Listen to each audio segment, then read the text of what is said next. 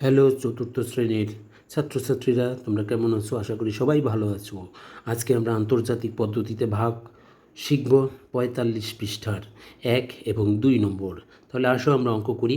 এখানে আছে কত? ৪, এখানে আছে ৮০। তাহলে আমরা ৪ দিয়ে ৮কে ভাগ করব, অর্থাৎ ৪ দুইয়ে হয় ৮। আমরা উপরে লিখব ২, তারপরে এখানে ৪ দুইয়ে ৮, আমরা এখানে ৮ লিখে দিব।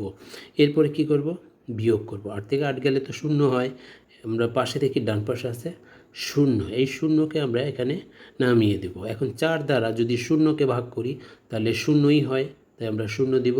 ৪ শূন্যর শূন্য। এখন আমরা আবার বিয়োগ করি, তাহলে কত হয়? শূন্য। এই হচ্ছে আন্তর্জাতিক পদ্ধতিতে ভাগ।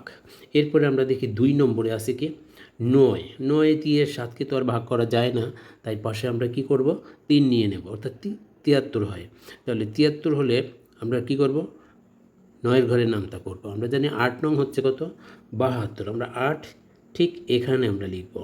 ৮ নং হচ্ছে ৭২। আমরা এখানে ৭২ লিখে দেব এবং বিয়োগ করে দিই। ৩ থেকে ২ বিয়োগ করলে হচ্ছে কি? ১, এবং ৭ থেকে ৭ বিয়োগ করলে ০। অর্থাৎ এখানে ভাগফল হচ্ছে কত? ৮, আর ভাগশেষ হচ্ছে কত? ১। এই হচ্ছে আন্তর্জাতিক পদ্ধতিতে ভাগ।